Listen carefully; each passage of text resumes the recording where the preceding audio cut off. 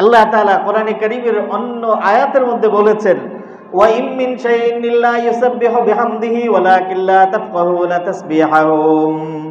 পৃথিবীর যত সৃষ্টি আছে সকল সৃষ্টি তাসবিহ বয়ান করে, নামাজ আদায় করে, কিন্তু ওয়ালাকিন লা তাফকাহুনা তাসবিহাহুম, হে মানব জাতি, কে কখন কিভাবে নামাজ পড়তেছে, লা তাফকাহুনা তাসবিহাহুম, এটা তোমরা হয়তো বুঝো না, যে এই সৃষ্টি অথবা এইটা এখন এই অবস্থাতে নামাজ পড়তেছে, এটা তোমরা বুঝো না, কিন্তু আসলে সে নামাজ পড়তেছে। বুঝেন কে? আল্লাহ বুঝেন, যার জন্য নামাজ পড়া হয়। তাহলে বুঝা গেল সবাই নামাজ পড়ে, সবাই তাসবিহ বয়ান করে, আমরা হয়তো বুঝি না। উলামায়ে কেরাম এই আয়াতের ব্যাখ্যায় বলেছেন যে তাসবিহের মধ্যে তারা যে তাসবিহ বয়ান করে, আমরা তো তাসবিহের মধ্যে রুকুর মধ্যে গেলে পড়ি সুবহান রাব্বিয়াল আযীম, সুবহান রাব্বিয়াল আযীম, মহান আল্লাহ মহামহিম, মহান আল্লাহ পবিত্র এবং মহামহিম, মহান আল্লাহ মহামহিম বা পবিত্র, সুবহান রাব্বিয়াল আলা, সুউচ্চ আল্লাহ সব কিছুর থেকে পবিত্র, আমাদের তাসবিহ এটা। আবার এই তাসবিহের মধ্যে এটা তো আসলে সবচেয়ে শর্ট তাসবিহ, আল্লাহর হাদিসের মধ্যে কিন্তু আরো লম্বা লম্বা তাসবিহ এসেছে। ওই তাসবিহগুলো মুখস্থ করে নফল নামাজের মধ্যে পড়া উচিত। লম্বা লম্বা তাসবিহ এসেছে। ওই যে আমরা তারাবির নামাজের মধ্যে যে 4 রাকাত পরে পরে একটা দোয়া পড়ি, সুবহানাদিল মুলকি ওয়াল মালাকুতি, পড়ি না আমরা একটা দোয়া? এই দোয়াটা মূলত সাজদার তাসবিহ, দোয়া তো না, এটা একটা তাসবিহ। এই তাসবিহটা মূলত কোন জায়গার? সাজদার মধ্যে পড়ার জন্য নবী আলাইহিস সালাতু ওয়াস সালাম প্রায়শই বিশেষ বিশেষ নামাজের মধ্যে সাজদার মধ্যে গিয়ে লম্বা তাসবিহ পড়তেন। এমনিই তো তাসবিহটা লম্বা, তারপরে আবার যদি কয়েকবার পড়া হয় তাহলে আরো লম্বা হয়ে যাবে। তো নবীজি যে নামাজ পড়তেন, আম্মা জান আয়েশা বলেন যে রুকুতে গেছেন আর ফিরে আসার নাম নাই, সাজদায় গেছেন আর ফিরে আসার নাম নাই। তো নবীজি এতক্ষণ পর্যন্ত কি পড়তেন? এই বিভিন্ন ধরনের তাসবিহ পড়তেন। এই বিভিন্ন ধরনের তাসবিহের পড়ার অর্থ বুঝে বুঝে পড়া বা আল্লাহর দরবারে নিবেদন করার কারণে এই যে সময় চলে যেত, এটা নবীজি বুঝতেও পারতেন না। এই জন্য আম্মা জান আয়েশা বলেন যে রুকুতে যেতেন আর কেমন যেন উঠার নাম নিতেন না। আল্লাহু আকবার। মুহতারাম, আমি বলছিলাম যে আমাদের নামাজের মধ্যেও লম্বা লম্বা অনেক তাসবিহ আছে, কিন্তু আমাদের মুখস্থ নাই, এজন্য আমরা পড়তে পারি না, পড়ি না। আমাদের সংক্ষিপ্ত তাসবিহ হচ্ছে সুবহান রাব্বিয়াল আযীম এবং সুবহান রাব্বিয়াল আলা। অন্যান্য সৃষ্টি যে নামাজ পড়ে তারাও তাদের নামাজের মধ্যে তাসবিহ আদায় করে। আমি সেখান থেকে 2-1টা তাসবিহ আপনাদেরকে শোনাই। যেমন সৃষ্টির সবচেয়ে একটা নিকৃষ্ট সৃষ্টি যেগুলো আছে তার মধ্যে গাধা। মানুষ কারো উপরে খুব বেশি রাগ হয়ে গেলে তাকে বকা দেয়, যে সমস্ত প্রাণীর সাথে তুলনা করে বকা দেয় তার মধ্যে একটা হলো গাধা। তো একটা গাধা, কথা বলেন ভাই, গাধা বলে বকা দেয় মানুষ রাগ হয়ে গেলে। দেখেন গাধা, উলামায়ে কেরাম বলেন যে সবচেয়ে মানুষের বোকা হয়ে গেলে যে গাধার সাথে তুলনা করে, উলামায়ে কেরাম বলেন কোরআনে কারীমের এই আয়াতের আলোকে যে গাধাও নিয়মিত কখনো নামাজ তরক করে না, নিয়মিত নামাজ আদায় করে। গাধাও নামাজ আদায় করে, শুধু নামাজ ছেড়ে দেয় না মানুষ। তো গাধা তার তাসবিহের মধ্যে গিয়ে কি পড়ে? গাধার তাসবিহ হলো এই, আজীব কথা, গাধাও তাসবিহ নামাজ আদায় করে এবং তার মধ্যে বিশেষ তাসবিহ আদায় করে। কি? আলহামদুলিল্লাহিল্লাযী জাআলানি হিমারা, আলহামদুলিল্লাহিল্লাযী জাআলানি হিমারা ওয়া লাম ইয়াজআলনি কালবা। ওই আল্লাহর প্রশংসা আদায় করছি তাসবিহের মধ্যে এসে। আলহামদুলিল্লাহিল্লাযী, যে আল্লাহ জাআলানি আমাকে বানিয়েছেন, হিমারা আমাকে গাধা বানিয়েছেন, আমি ওই আল্লাহর প্রশংসা করি। ওয়া লাম ইয়াজআলনি কালবা, আমাকে কুকুর বানান নাই, আমাকে কুকুর বানান নাই, গাধা বানাইছেন, এই জন্য আমি আল্লাহর শুকরিয়া আদায় করি। কেন? তার কারণ কুকুরের শরীর নাপাক, গাধার শরীর নাপাক নয়।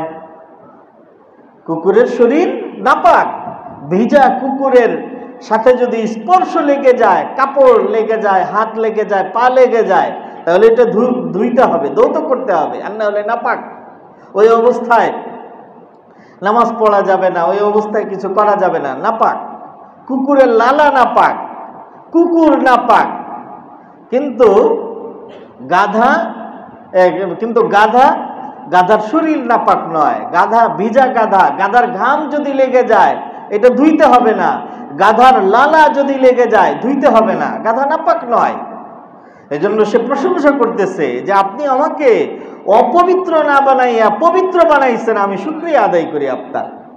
তো গাধা যদি কুকুর না হয়ে গাধা হওয়ার কারণে আল্লাহর তাসবিহ বয়ান করে আর শুকরিয়া আদায় করে, তাহলে মানুষকে আল্লাহ তাআলা আশরাফুল মাখলুকাত বানিয়েছেন। মানুষের কি পরিমাণ নামাজের মধ্যে সাজদার মধ্যে পড়ে থাকা উচিত, আর কি পরিমাণ তোর শুকরিয়া আদায় করা উচিত। আল্লাহু আকবার। আর আমাদের কি পরিমাণ শুকরিয়ার বাস্তবতা। আল্লাহ তাআলা আমাদেরকে চৈতন্য আর বোধোদয় দান করুন, বলেন আমিন। আল্লাহু আকবার। তাহলে গাধা আল্লাহর প্রশংসা করে যে পরওয়ারদিগার আপনি আমাকে কুকুর বানান নাই। এবার দেখেন কুকুরের অবস্থা। কুকুর নামাজ পড়ে কিনা, কুকুর তাসবিহ আদায় করে কিনা। কয় কুকুরও নামাজ পড়ে এবং কুকুরও তাসবিহ আদায় করে। কুকুর তার তাসবিহের মধ্যে কি পড়ে? কুকুর তার তাসবিহের মধ্যে তার রুকু এবং সাজদা এবং নামাজের মধ্যে তাসবিহ আদায় করে আলহামদুলিল্লাহিল্লাযী জাআলানি কালবা। ওই আল্লাহর প্রশংসা যে আল্লাহ আমাকে কুকুর বানিয়েছেন, সে কুকুর হওয়ার উপরে আল্লাহর প্রশংসা করতেছে। ওয়ালাম ইয়াজআলনি খিনজিরা। আল্লাহ আমাকে শূকর বানান নাই। শূকর কুকুর সবচেয়ে ইতর নিকৃষ্ট প্রাণী। এর মধ্যে কুকুর বলতেছে ওই আল্লাহর প্রশংসা যে আল্লাহ আমাকে কুকুর বানিয়েছেন, কিন্তু কি বানান নাই? শূকর বানান নাই। কারণ শূকর এটা কুকুরের চেয়েও বেশি নিকৃষ্ট এবং নাপাক, বেশি নিকৃষ্ট এবং নাপাক। কুকুর যদি জ্বালিয়ে দেওয়া হয়, তাহলে কুকুরের জ্বালিয়ে দেওয়া কয়লা, এটাকে উলামায়ে কেরাম পবিত্র বলেছেন যে এটা নাপাক না, মানে এটা লেগে গেলে এটা অসুবিধা, মানে এটা ধৌত করতে হবে না। কিন্তু শূকরের ব্যাপারে বলেছেন যে শূকর যদি জ্বালিয়ে কয়লাও হয়ে যায় তাও এটা নাপাক থাকে। তো মুহতারাম বলছিলাম, কেউ কেউ বলছেন, মানে আমি আমার বোঝানোর উদ্দেশ্য হলো যে কুকুরের তুলনায় শূকর আরো বেশি নিকৃষ্ট, আরো বেশি খারাপ, আরো বেশি নিকৃষ্ট। এই জন্য কুকুর আল্লাহর শুকরিয়া আদায় করতেছে যে আমাকে আপনি খিনজির এবং শূকর বানান নাই, আমাকে আপনি কুকুর বানিয়েছেন, এজন্য আপনার তাসবিহ আদায় করি, প্রশংসা করি। এবারে আসেন খিনজির। সে বোঝা গেল যে পৃথিবীর মধ্যে সবচেয়ে নিকৃষ্ট প্রাণীর মধ্যে একটা প্রাণী হচ্ছে খিনজির। কিন্তু সবচেয়ে নিকৃষ্ট হইলেও তাকে বানাইছেন কে? কথা বলেন, আল্লাহ। তার বানানোর মধ্যেও কোনো হিকমত আছে। এজন্য সেও আল্লাহ তাআলার তাসবিহ আদায় করে এবং নামাজ পড়ে। শূকর তার নামাজের মধ্যে তাসবিহের মধ্যে কি পড়ে? আল্লাহু আকবার। ওইটা আমাদের জন্য ইবরত, আমাদের জন্য শিক্ষা। ওইটার জন্যই মূলত আমি এই বিষয়টা উত্থাপন করেছি আপনাদের সামনে। খিনজির এবং শূকর তার নামাজের মধ্যে, নামাজের তাসবিহের মধ্যে সে পড়ে আলহামদুলিল্লাহিল্লাযী জাআলানি খিনজিরা। আমি ওই আল্লাহর প্রশংসা করছি জাআলানি খিনজিরা, যিনি আমাকে শূকর বানিয়েছেন। ওয়ালাম ইয়াজআলনি তারিকাস সালাত। আমাকে নামাজ পরিত্যাগকারী বানান নাই, আমাকে নামাজ পরিত্যাগকারী বানান নাই, বরং শূকর বানিয়েছেন, কিন্তু আমাকে নামাজের তৌফিক দিয়েছেন। এই জন্য আমি আল্লাহর প্রশংসা আদায় করতেছি যে আল্লাহ তাআলা আমাকে খিনজির বানাইছেন। ওয়ালাম ইয়াজআলনি, কিন্তু আমাকে নামাজ পরিত্যাগকারী প্রাণী বানান নাই। বোঝা গেল যে মানুষ হয়ে যদি সে নামাজ আদায় না করে, তাহলে সে সবচেয়ে ইতর প্রাণী, সবচেয়ে নিকৃষ্ট প্রাণী শূকর, ওই শূকরের চেয়েও বেশি খারাপ নামাজ পরিত্যাগকারী মানুষ। কেন বেশি খারাপ?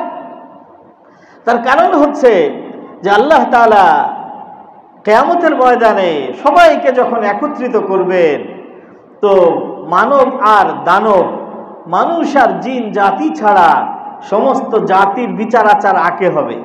কি বিচার হবে? সমান সমান। যদি কারো কোনো অপরাধ থাকে ওইটার বিচার সমান সমান করে করে দিবেন। হাদিসের মধ্যে এটার উদাহরণ এসেছে, কোনো গরু যদি আর একটা গরুকে গুঁতো দেয়, তাহলে গুঁতো খাওয়া গরুকে শক্তি দেওয়া হবে যে তুমি গুতা দেওয়া গরুকে একটা গুতা দাও, এই গুতা দিবে, বাস আল্লাহ তাআলা বলবে যে কুনু তুরাবা, এবার দুজন তোরা মাটি হয়ে যা, এরা উভয়ে মাটি হয়ে যাবে। তো যখন সমস্ত সৃষ্টি বিচার আচার হয়ে মাটি হয়ে যাবে, তখন মানুষ আফসোস করতে থাকবে, ইয়া লাইতানি কুনতু তুরাবা, এই পরওয়ারদিগার, আজকে যদি আমি এরকম বিচার হয়ে মাটি হয়ে যেতাম তাহলে এটা বেশি ভালো হইতো। তো সেদিন মাটি হবে কে? সেদিন মাটি হবে গাধা, মাটি হবে সেদিন, মাটি হবে কে? কুকুর মাটি হবে সেদিন, মাটি হবে কে? এই সবচেয়ে নিকৃষ্ট প্রাণী খিনজির মাটি হবে। তাহলে খিনজির চিন্তা করবে যে কিয়ামতের ময়দানে আমি নামাজ পড়ার কারণে আমার বিচার আচার হওয়ার পরে আমি মাটি হয়ে যাব, আমার জাহান্নামের শাস্তি হবে না। কিন্তু যদি নামাজ পরিত্যাগকারী হয় তাহলে তো সেদিন আমি ধরা পড়ে যাব এবং সেদিন আমার বিচার হবে। এজন্য বোঝা গেল যে নামাজ পরিত্যাগকারী কোনো মানুষ হওয়া সত্ত্বেও নামাজ পরিত্যাগ করার কারণে সে খিনজিরের চেয়ে নিকৃষ্ট। আল্লাহ আমাদেরকে হেফাজত করুন, বলেন আমিন। আল্লাহ আমাদেরকে খিনজিরের থেকে, অধম হওয়ার থেকে হেফাজত করুন, আমিন সুম্মা আমিন।